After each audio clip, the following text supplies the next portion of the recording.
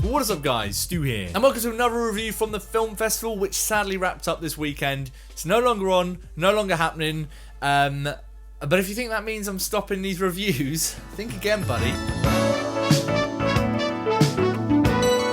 But today's review is for one which I've been very, very excited about, and which I think everyone online has been very excited about ever since it got announced, and that is for Martin Scorsese's latest film, The Irishman. It feels like everything building up to this film's release has just been like piquing interest gradually. You start off with Scorsese, then you slap on a Netflix sign, whoa, what's going on here? Then you slap on a cast like that, holy heck, give it to me now. And then you tell me that you're de-aging everyone in it, and then it gets delayed because the de-aging's taking too long. What's going on? So aside from the fact that Scorsese and the cast are who they are, it's just interesting to see how this one turns out for many, many different reasons, which makes me all the more excited to be able to sit here and say, yes, this film was glorious. Goodness gracious. I'm not going to go into too many details on the plot of this one, just because all you really need to know is that it's a Scorsese mob epic starring Al Pacino, Joe Pesci, and Robert De Niro. If that hasn't sold you on this one already, I'm afraid there's no help for you, my friend. Lie back and just go.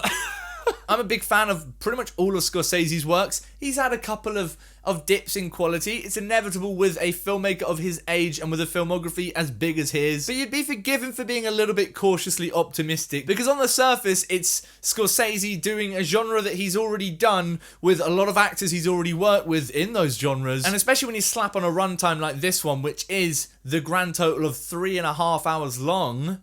Holy hell. You don't want to feel like he just wasted that long a runtime doing exactly the same shit he's done before. And in that regard, I think he's absolutely smashed it here in delivering something that feels fresh and exciting and surprising, which is definitely not an easy feat, and I think is a testament to how good he still is as a director.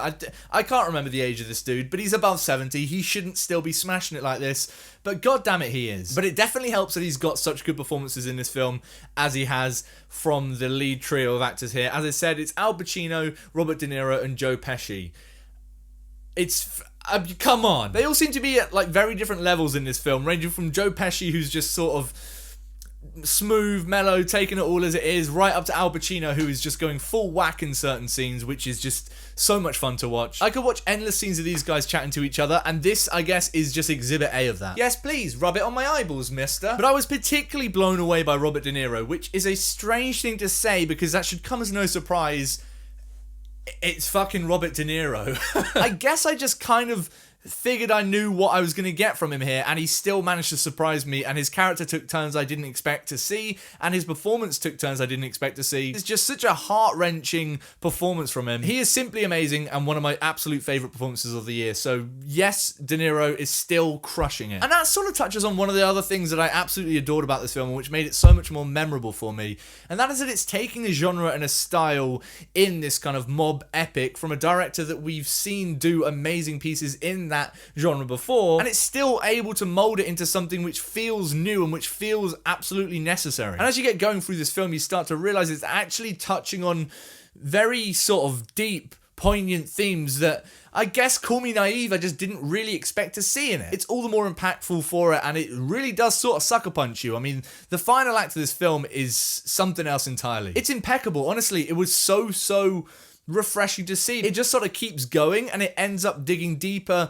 into these characters, and it leaves you with an entirely different sort of perspective and feeling than you would usually get from a Scorsese mob epic. It is a little bit of a shame that it has to tread through so much already trodden ground here in the first act. It sets things up in a way which is quite typical of the genre, and as a result of that, at the beginning it can feel a little bit like, right, what are we doing here? But it gets past that and evolves into something better, and actually I think for the end of this film to be as impactful as it was, you kind of have to dig through the stuff we've already dug through. So it's sort of a problem and not a problem with the film. It's a really funny film as well, in that kind of witty, sharp, mob film kind of way. I'm aware that a lot of this review might just be like, it's like that in a mob film, and if you haven't ever watched a mob film from Scorsese, you might be a little bit lost here, but hey, it's your loss, man. It starts off really quick in that kind of Goodfellas way, but it starts morphing into something a little bit more meaty and a little bit more dramatic, and I for one thought Scorsese absolutely nailed it. He directs the shit out of this film, so yes, he's absolutely allowed to say that he doesn't like Marvel films.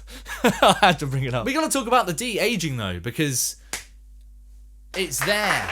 Essentially, the film takes place in different time periods, and so as a result of that, we're seeing our characters at different stages in their life, and it wouldn't be enough just to put a bit of makeup on them, because no, it's 2019, and we gotta fucking digitally do that shit. You can see how that sort of effect lends itself quite well to big budget superhero films like all the Avengers films.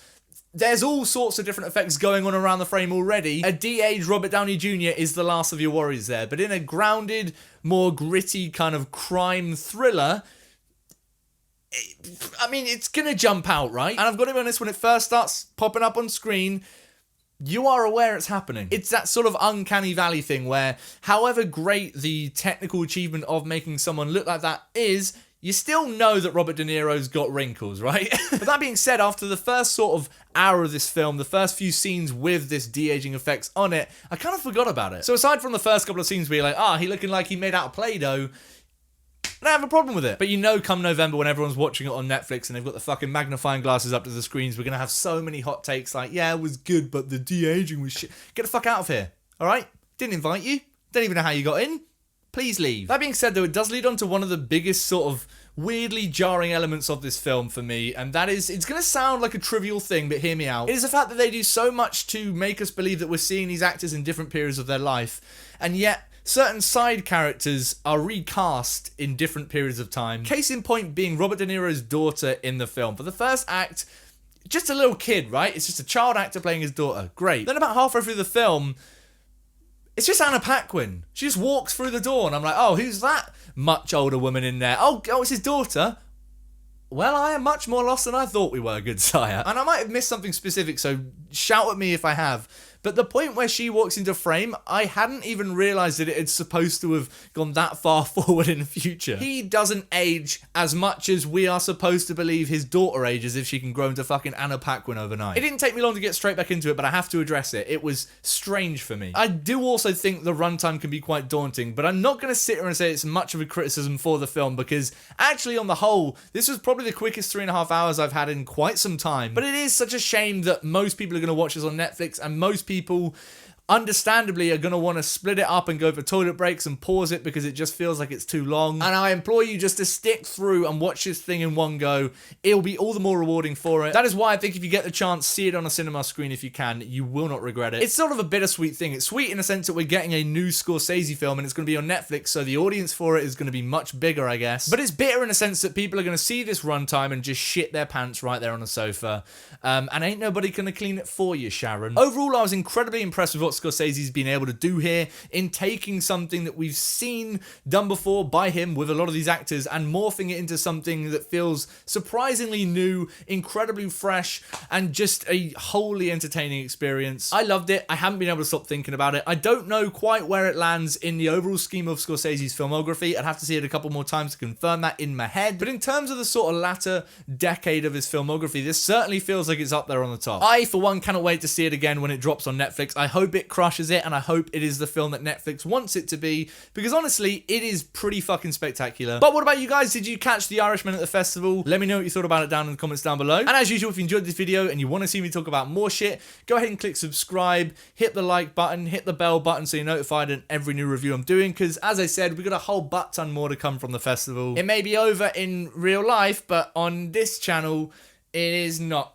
over. See you guys tomorrow for another one from the festival, but until next time, stay beautiful, mother truckers.